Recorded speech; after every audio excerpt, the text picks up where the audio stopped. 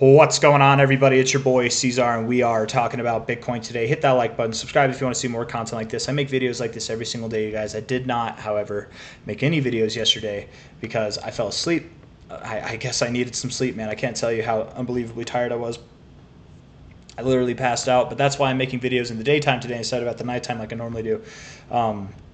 Hit that like button, subscribe one more time, and let's get into this. So we're in a bit of a pickle right now where we need to see some life. And if we go down, that's okay, but really the line in the sand to not break is essentially 58K.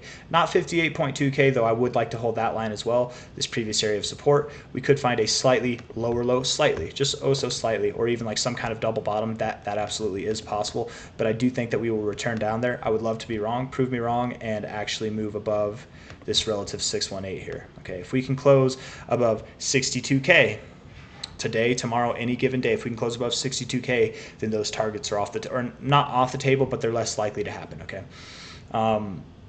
I was looking for that the day after this drop. I was looking for that. I was very optimistic that we would get that, and it looked like we were, but we came up here by the end of the day, and then just by the end of the day, we started to come back down, and we didn't close. We've actually continued to find resistance at the 618. That's not a good look.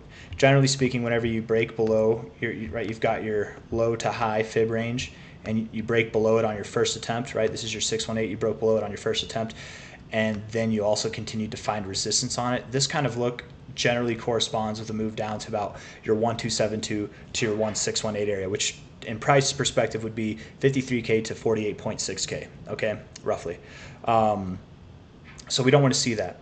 The only thing holding us from going down there right now is this 886. If we can hold this 886 as support, $58,000, then we're good. We can go down there. We can even wick below it. We can.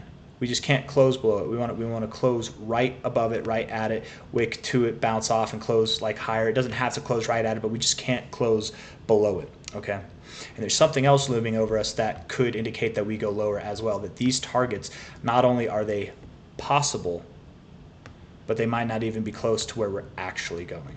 Like genuinely, you guys, we could see some low prices, and I'll go over that scenario in a second. So 58K is a very, very important level to hold. I do expect that we're going to interact with that area. I'm just expecting that we bounce off it. We're going to have some kind of double bottom, just as we did here. It's not common to not see your extensions after this kind of maneuver. You might be thinking you're just being optimistic. You're seeing what you want to see by saying that we're not going to go lower, but I'm not. You know, Bitcoin, I'll show you what I mean, because I'm normally I would agree with you, but in this case I'm not, right? And I try not to be biased or apply my emotions to like what I want to see to what I actually think the outcome is going to be. As far as what I actually think the outcome is going to be, yes, I do think we're going to bounce off of 58K, but the reason why I think that isn't because that's my personal bias. It's because however unlikely it might be, if we take this high to low here, we did the same thing that we're doing over here, but we've done it before already, right? We broke through the 618 high to low. So this interaction with the 618 doesn't count because it wasn't formed yet. High to low of this fib range. We broke through it on the first attempt, and we found support on it multiple times. This is why in the end of May and the beginning of June, I was so excited that we were going to see these extensions, because it's very likely. When you see this, when you break through it on the first attempt and you find support on it afterwards, that you're almost guaranteed to see these, right? It's not common. I would say you have like an 80% chance to go up here. 80% still implies there's a 20% chance, which is pretty damn decent, of not seeing this come to fruition. We did not see it come to fruition because look at this, the 886 held as resistance. This is the key level to watch, but this time it was to the upside, 71,600. We wicked above it, but we never closed above it. And as a result, we had a double top, and we've made it back below, right? Getting below that 618 is when we really started to go down again, right? Notice that, right? When you got below the 618, broke below it, tested it as resistance, boom, death to Bitcoin, death to crypto, right? Over the past like week or so. Same kind of idea here. We found resistance on the 886 twice. I'm just asking for us to find support down here twice, you know, or maybe once if you don't count that, but I would count that as once. Broke through it here, finding resistance on the 618 after breaking through it. Can we find support? Can we do what we just did, right? Sometimes the rules are general, right? It's like a blanket term, and those statistics apply in general on average, but sometimes charts have phases where they respect certain fibs, or they have specific behaviors that they perform in specific time frames for whatever reason. It's just like their their time in life where they respect these numbers. Like the 886 right now might be one of those times, is what I'm trying to say, right? We might be in a phase for Bitcoin, in this consolidation phase. This might be a little point in Bitcoin's life where it does like to find support or resistance on its 886 levels. Maybe, that's kind of the theory I'm running with. So if we don't hold this 886 as we held it here, but for resistance, if we don't hold it as support, the reason we're in trouble is because we might be in the midst of a much more technically a larger bullish pattern, but for the pattern to complete, we would have to go down a sizable bit from the current price. I'll show you what I mean. So I have this pulled up here. It's called the Bullish Alt Bat harmonic pattern. And I think the Bullish Alt Bat is what would work. Let me just see if it's the Bullish Bat. Maybe it's just a regular Bullish Bat. Oh, Bullish Alt Bat is a deeper pattern. That's right. They call it the deep bat or the alt bat. That's right. I remember. I'm familiar with harmonics, but it's not like the back of my hand, right? I don't know it to a T. That's why we have these little diagrams here from X to A. So all this is, it says X to A. Don't let the letters scare you, you guys. I'll explain it. This is your A leg. This is your B leg. This is your C, D leg. You can see that, right? They call it the bullish bat because you enter at the D. Hopefully you get the lowest point, the lowest price at that D there, and then you hop on that D and you ride it to the heavens, man. That's that's what some people prefer to do. Let's see. Looking at this here, X to A. If we took a fib from low to high, B should be a 38 to a 50% of X to A. That's what it's saying there. So if we look at this for what it is, X, our starting point to A, this is our A leg. B should be a 38 to a 50% pullback, and it was. This is right. This is your A leg. This is your B leg. This is your C leg, and this is our D leg. Potentially. Again, the 886, that 58K level is what's important at holding here. C would be it doesn't say it here, but I've done some research recently. It should be an 886. It can be a 382 pullback to an 886 pullback. I'm pretty sure it's like a pretty wide variety of a range, but let's see. It would be an 886 pullback of this high to low. We've already measured that. We know it is. It is, in fact, an 886. And if you don't believe me, you don't want to take my word for it. Let's look at this here. You see it says 382 to 886 right there. I got to pull it up. Come on now. Bat pattern, sure. Oh, it's so blurry. Let's find something that's not blurry.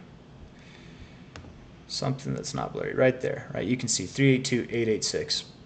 So X to A, B should be a 382 to a 50% pullback, which it was. All right, we've already measured that. And then C, so that's A, B, C. This part right here, this movement up, should be a 382 to 886 pullback of A to B, this down move, which it was. It was an 886 to a T of a pullback. It wicked up a little bit, but we're not going to count the wicks, right? The next move down would be a 1618 to a 2618 extension of B to C. Okay, so that's what we would measure this. If this is a bullish bat pattern, again, bullish doesn't mean that it can't go down first. It goes down first and then it moves up. So a 1618 to a 2618 would give us our target range between about 48.6K to, yes, all the way below 40K, 38.2K essentially. Right down basically from the top of this previous checkpoint to the bottom of this previous consolidation phase right here. That's our target area if this is a bullish bat pattern. And the bullish, if you can't see it, if you don't see what I'm seeing, let me draw it here for you. And don't pay attention. These numbers, they don't measure in correspondence to the fib. I feel like they should. That would make more sense, but I'll show you what I mean, right? Like you see, it says 491. It wasn't a 50% retracement. It was a 382 retracement. I don't know why it says that. I wonder if it's because it's not in log. Maybe they don't have these adjusted to log. That could be it. I don't know. I'm in a log scale, and the fib's in a log scale too, so maybe that's why. I don't know. But anyways, you can kind of see the pattern, right? If that doesn't help, let me draw it for you. I'll literally just draw it. What we're looking at is that's your A, that's your B, that's your C. This could potentially be your D, right? A, B, C, D. Okay, and again, bullish bat pattern because this is what's assumed to happen afterwards. We break out. Target 1 is B, target 2 is C, target 3 is A. You go all the way back up to the top of this move. If we were to find support in this range and move all the way back up here, I doubt Bitcoin is going to stop there. I would very much assume it's going to go higher. But all this is saying, guys, is we might be looking at a longer down move than expected. And the trajectory of this move so far is a lot different than the trajectory of this move over here, right? It's a lot faster. It's a lot sharper. We are weaker in the RSI than we've been this whole time. We are seeing weaker moves. We're finding resistance on our relative 618. It's not a good look. All back to the idea here that we need to hold the line at the 886. I'm a bull right now. I'm hopeful that we hold this 886 because sometimes you see these setups with these harmonic patterns and they don't play out. Sometimes you do. Oftentimes you don't though. When you get developed to this like C and it's all to a T perfect, which it is, you get that D. You get that D leg. You absolutely do. And at that point, again, guys, we hop on the D and we ride it to glory. So that's, I don't know what's so funny about that, but 1618 to 2618, that's our target area if we break 58K. So what would that mean for the rest of crypto? Well, if we look at this right now, the current price to the minimum expected drop would be a 21% drop to potentially a 38% drop from here. Now, 38% drop seems a bit dramatic, especially when taking into consideration that from a high to a low point, that'd be a 48% drop overall, and I just don't think we'll see that. But this 1618 being at about 34%, right around 35%, that is that 30 to 40% range is a all too familiar range to pull back in bull markets. We've seen that so many times throughout so many instances in Bitcoin's history. So this 48K, 48.6, maybe to 45.6K area, because again, it's not this line specifically or this line. It's anything in between these lines. That's our target area. Might be something to consider. Yes, for the first time in a long time, you guys, I'm absolutely under the impression that not only could we go just below 50K, but we could go below 40K. We absolutely could. I'm optimistic. I'm hopeful still, but it just depends. Will we have the same relation here at this area with this 886, right? Because that's the 886 right there. Will we have the same relationship there that we had with this one, where we found resistance on it twice? Can we find support down here twice? Or are we going to break it? Are we going to go down? And if so, bull market's not over. It's just on pause. It's going to take a little pullback.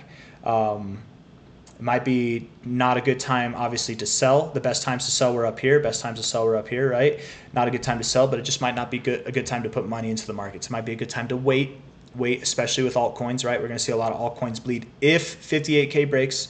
I know this video seems super bearish, but it's not, right? I mean, it can be. We just don't have the confirmation yet. It's just like this. It's just like this back here, right? I'm not going to make the same mistakes that I did in the beginning of the month and at the end of May last month, right? I was super bullish that we were going to go up because we had a scenario, a setup that was more than likely to go up. Like it was incredibly likely to go up like past 80K up to 100K. We had those targets in mind, but it didn't happen because we didn't break that 886. If we can't break this 886, these targets that it's just the same thing, literally at the end of the month again, I'm not going to this time express the likelihood of those targets until we do break that key area at the 886, and we haven't done that yet. So before I keep saying the same stuff over and over again, those are my thoughts, stuff to be aware of over the coming days. I'm hoping that we don't break 58K, but if we do, again, I wouldn't say it's a good time to sell. That's probably a good time to just wait until we get down below 50K, and then we can talk about buying again. And it might be a straight line down. We could, break below here and then move back up. We could go all the way down to like 57K, whatever, and then move back up to 62K and then back down and then back up. It doesn't have to be a straight line down. It can take its time. Just something to be aware of, guys. We might even be in the middle on our way down there. This could be our A, B, C. We could have like a kind of move like that, right? So I don't know. Things to watch. If we want to invalidate this, hold 58K, and really what we need to do is we need to get back above 66.66K. 66,666. Let's just do that. Throw sixes across the board. So hit that like button, subscribe if you want to see more. Very, very important. can't stress it enough, guys. We need to hold 58K. That is the line in the dirt. That's the line. It's not even the line in the dirt at this point. That's the beam in the middle of your house holding up your foundation, or not. I guess it is the foundation of your house. Whatever. 58K. We break it, everything comes to a crumble. And then we can recover later. Well, probably that'll be it. Everyone will think the bull market's over and that they're all going to lose their money and all that stuff. We'll have like extreme capitulation and fear in the markets. And that's when the big dogs step in. They scoop everything up and send this thing to high heavens again, right? Same idea, right? This is the idea here. If it happens, don't worry. Just hop on the D and we're going to ride the train all the way up. That's it. Take care, everybody. Bye-bye.